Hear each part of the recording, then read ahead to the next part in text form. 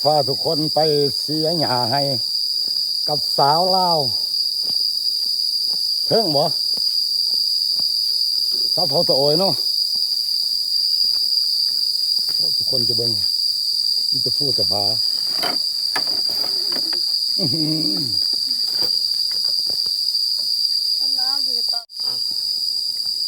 เบิ่งผู้ยางก่อนเมื่อสีบได้ฮะ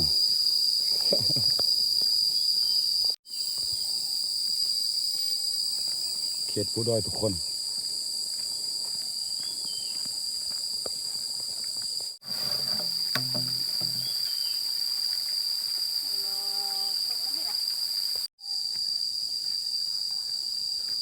สาวเผาตะโอย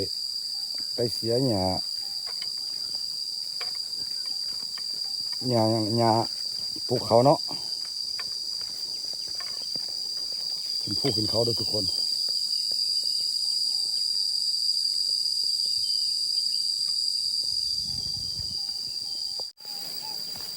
เดินทางไปทุกคนโอ้มาหอนให้ไปเลย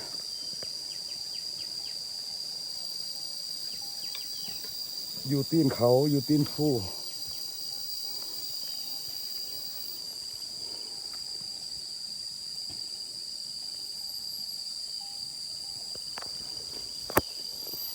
โอ้โหบ่ธรรมดาเลยทางขึ้น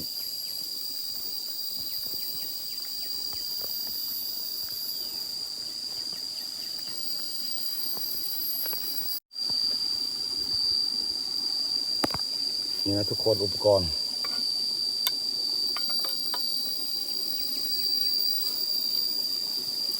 ที่ใช้งานแบบนี้เด้อ ทำมาเสียสาวเราเทิงเผาตะโอยก็ได้สนใจงานมาเสียหญ้าน้ำเพิ่นมาแล้วเด้อเสียหญ้าเขาให้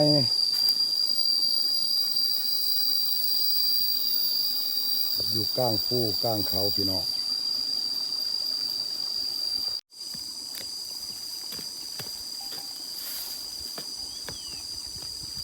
ตัวแต่ละมือนี้ต้องเสียหญ้าคู่มือเนาะใบซ้ำสิแหล่นี่เนาะเพิ่งเติบเด้อคนกีฬาเอาลกขยันขนาดนี้กะ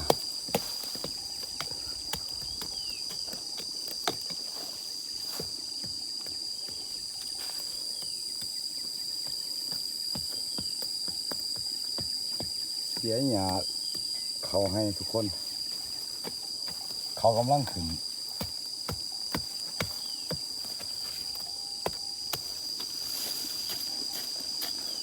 สาวเผาตะโอยเป็นเสียหญ้าเขาให้แม่ขึ้นมาพี่มาเบิ้งบาทหนึ่ง ใบเละ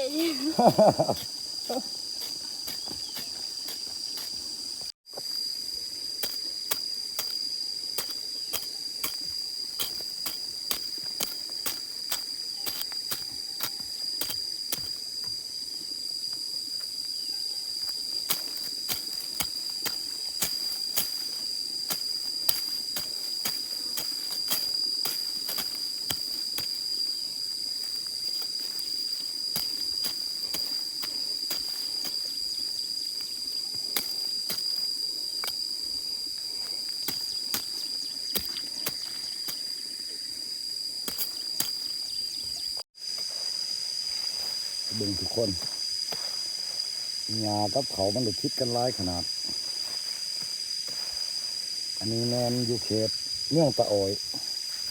เพราะว่าอาชีพเขาส่วนใหญ่สิทางป่าเฮ็ดให้เนาะปลูกเขามันนี้ได้มีโอกาสได้มาสัมผัสบรรยากาศเสียหญ้าให้ซอยเขาเจ้านี่จะพูดแต่พาทุกคน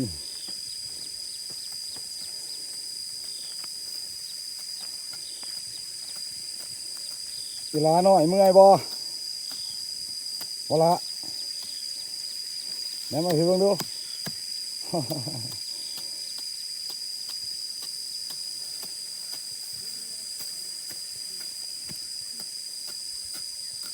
คือว่าเสียแล้วนี่เสียอีกได้หยานี่เนาะใบเนาะนายเอาเดือนใดอีกนี่สิได้เสียต่อนี่เดือนเจ็ดหรือเดือนเจ็ดแล้วก็เสียอีกบ่นี่แสดงว่ากระซ้ำสิแล้วเขานี่3-4 เทื่อเสียหยาพุ่นเนาะ 3 เทื่อ 3 เทื่อโอ้ธรรมดาทุกคนเบิ่งบรรยากาศได้รอบนี่จะเป็นภูผาป่าดง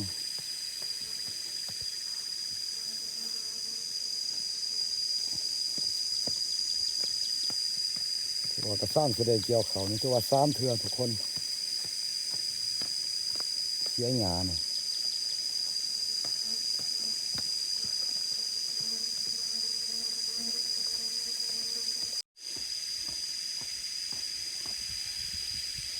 บรรยากาศเย็นเย็นทุกคนอยู่หลังฟูนี่อันนี้ก็สาวหน่อยเพิ่นมาเสียหยาให้เพิ่น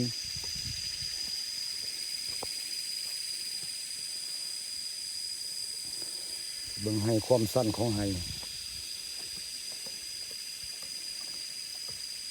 เขาซักเขาอยู่เทิงคน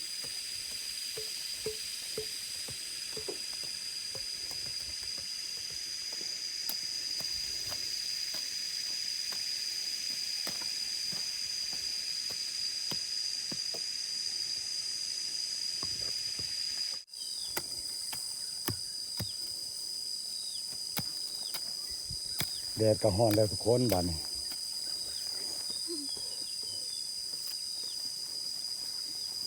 เจ้าของสวนนี่เพิ่นก็เมื่อยแล้วเพิ่นว่าอยากได้คนมาช่วยแห้งแล้วเพิ่นว่า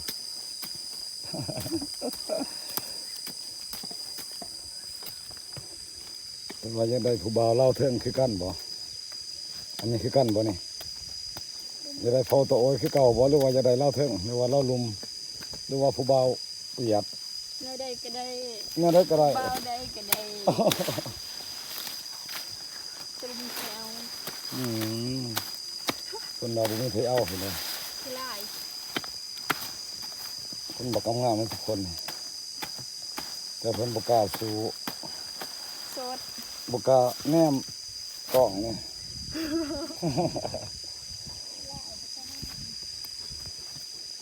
แม่มาให้แหน่โอ้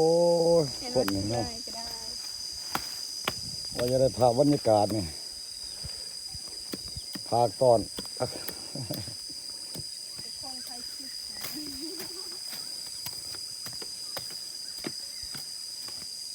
ด ที่เสียหยาให้เลยทุกคน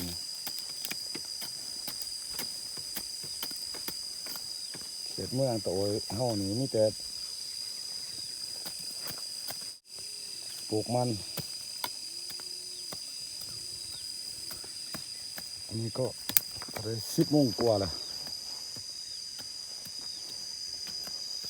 คิดว่าสิเย็นหอนเนาะอยู่ลังฟูแท้ๆยังหอน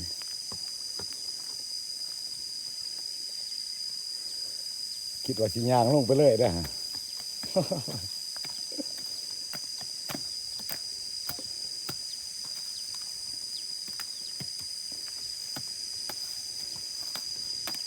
ผู้แต่ฟ้าโอ้ยเขาเจ้ายังซักเขาให้อยู่ไปสิพาทุกคนไปเบิ่งวิธีเขาซักเขาให้อยู่เทิงพุ่นทุกคนเป็นจ้อยเลยเรียบร้อยซักเลยเรียบร้อยมีแต่เขาได้อยู่นี่ส่วนใหญ่เพิ่นบ่ได้อัด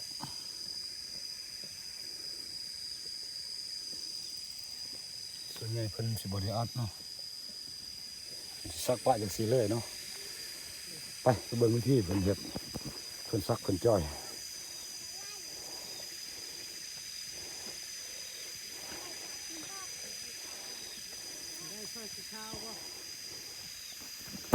มาซอยผู้สาวเสียหยาเขาเพิ่นเขาให้ ทุกคนมาเบิ่งเพิ่นซักเขาให้นะโอ้โห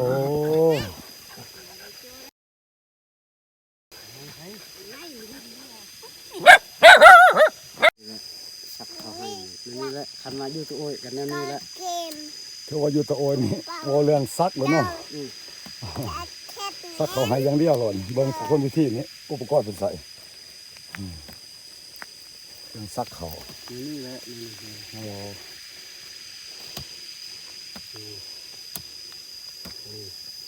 ใช้ไรไม่ได้ไรต้องเป็นใช้ บ่โอ้นี่กระเจาะใส่เขาบ่นี่สิเสียนกระเจาะกระฟ้าก ระเจาะ เด้อนี่แหละวิธีเพิ่นซักเขาให้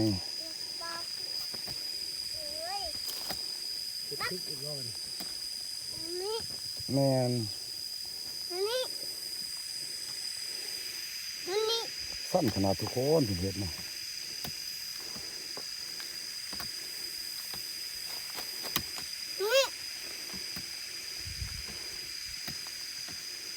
ผู้ลอกแตกพ่อเลย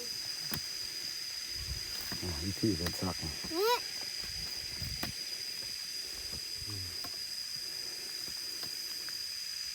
ใกล้สิแล้วโอ้โหยังหลายเนาะ ยัง ยังหลาย ส ยั อง งหลา ช ย นิดได้นี่อันนี้ชนิดหนึ่งยังชนิดหนึ่งอีก เขานี่บ่ เขาสองชนิด โอ้ ชนิดหนึ่งอันนี้หมดแล้ว โดย นี่แหละชนิดหนึ่งอันนี้ชนิดหนึ่งอันนี้ข้าวดอ เขาดอคือว่าสิได้เกี่ยวก่อนเนาะ ตัวนั้นไปเกี่ยวก่อนนั่น โอ้โดย ตัวนั้นมันชาวลาว ฮะ ชาวลาว ชาวลาวโอ้ อันนี้ข้าวดอ โอ้โดย ตัวนั้นหันข้าวกำตัวนั้นหันข้าวกำยังกันซ้ำ โอ้สิแล้วบ่มื้อนี้นี่เขตนี้นี่ โอ้ก็แล้วขนาดสักนี่ก็แล้วเท่าเดียวแล้วมันก็สิแล้วแล้วนี่ บ่ ตัวนั้นก็ย่อแต่คนอีกคนมานี่ เออ อันละเครื่องกรองใหม่หั่น โอ้ อันนี้ก็อันหนึงเครื่องกรองใหม่ตัวนี้อันนี้กรองฮัก โดย ข้าวดอ โดย ตัวนั้นชาวลาวแต่กรองใหม่เบื้องนั้นหันไปหันก็เข้าตังอีก เขาต่างอยู่เนาะคือว่า2-3ชนิดแม่นบ่อยู่นี่ แม่น โอ้โหกระต๊อบเพิ่นเป็นตะม่วนนะทุกคน อยู่ในโน่นพุ่นละกระต๊อบเพิ่นที่ผักเศร้า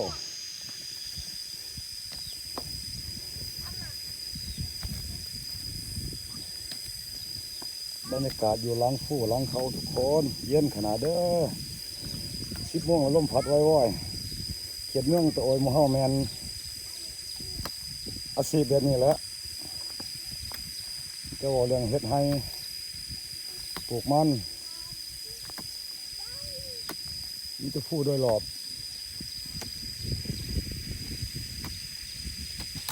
บุมีทงเที่ยงมาสันสาเฮ็ดหน้าบ่ได้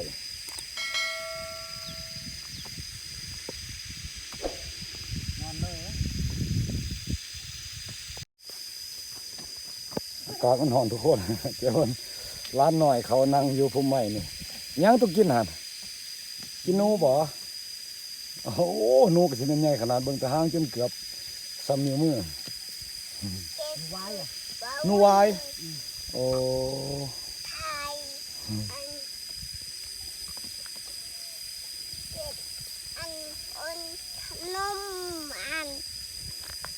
ขนมโอ้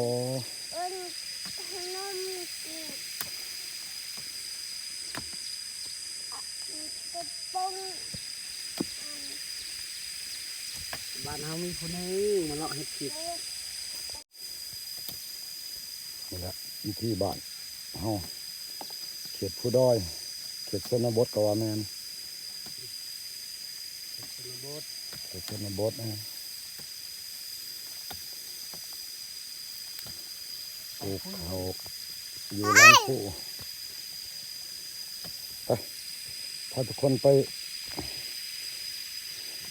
เสียหญ้าซอยผู้สาวอีก แต่ผู้สาวบ่กล้าเข้ากล่องเดียวนี่ พุ่นละผู้สาวก็เสียหญ้าอยู่ลุมพุ่นอันนี้พาทุกคนมาเบิ่งวิธีเพิ่นซักเขาให้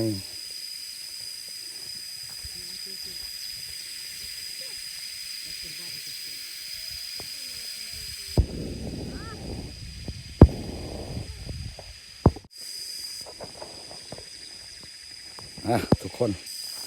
มาเบิ่งผู้สาวเสียหญ้าเขาให้อีกไปใส่ละผู้หนึงเมื่อแล้ว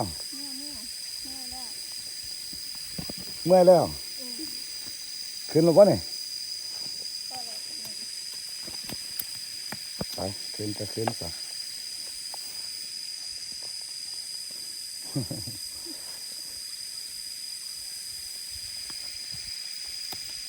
ขึ้นว่าขึ้นแล้วมันเที่ยงแล้วอย่าทิ้งไม่หนามเห็นหรือเปล่าไปขึ้นทุกคนใช่ไหมฮ้อนแดดแล้ว11 โมงเลย นวดมาจนคิดด้วยแม่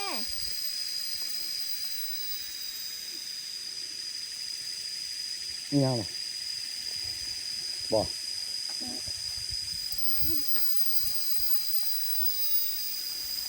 ไปขึ้นไป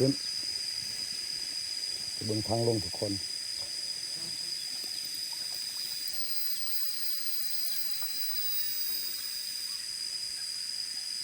อันตรายขนาดปลูกเขาให้นี่เป็นผู้เป็น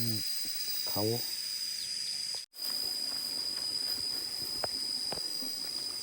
ไปเมื่อต้นข้าวโพด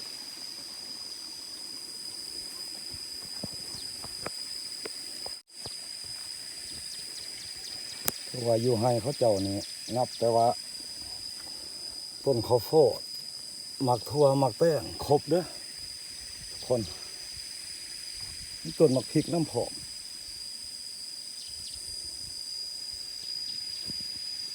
ปลูกพอได้กินเนาะ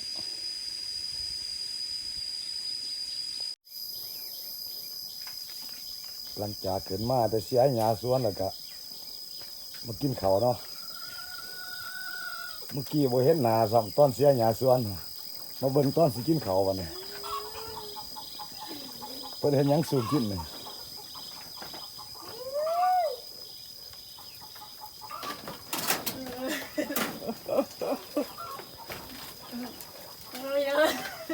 ผู้สาวเขาตะโอยปบแล้วไปไปเลย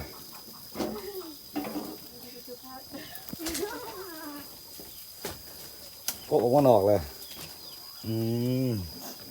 เบิ่งสวนครัวเพิ่นอยู่เทั้งเฮือนเลยเบิ่งหน้าแน่ใบ ไอ้กุ้งนะ อ้ายก็ทุกคน ยังกุ้งเดี๋ยวชม เป็นอย่างฉีดหมูป่าวะสงสัยพระเฒ่าไปยิ่งมาก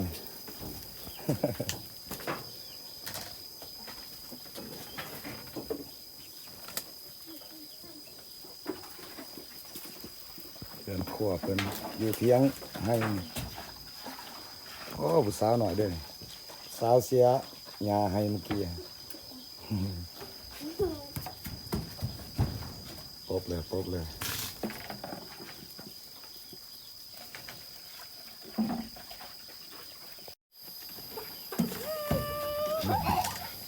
นี่แหละสาวเสียหญ้าเมื่อกี้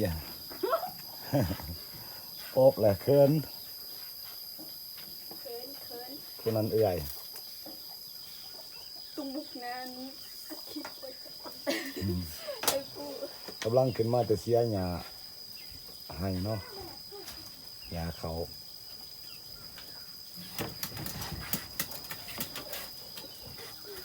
สาวพอตะโอยเขียดนี้มีแต่ผู้เด้อบ่มีทงเพียงบ่มีหมองเห็ดหน้า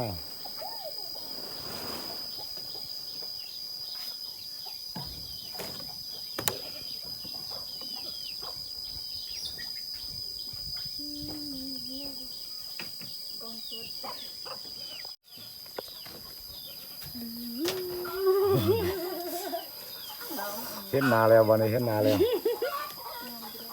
เศร้าขึ้นมาแต่เสียหยามันผู้นี้น้องนี่เป็นว่าจะได้ โส ผัว ดอยู่ เลิกอยู่ อา ก็ แฟ ได้ น เป็นว่าจะได้ผัวผู้บ่าวเราเทิงเราลุมหรือผู้บ่าวเขาตัวโอย เอาเบิด เอาเบิด อืม โอ้สิมันสิเอาลายเถอะ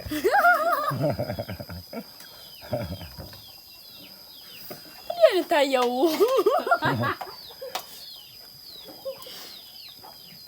จะว่า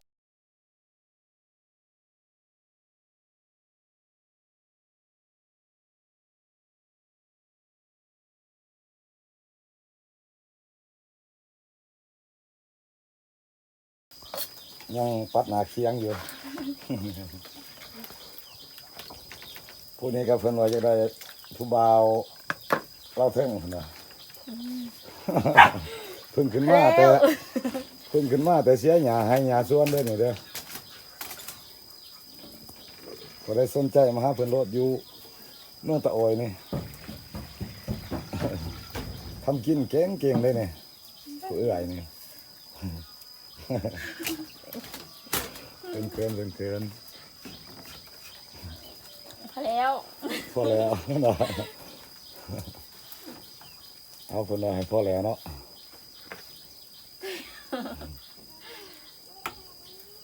พอกับพอ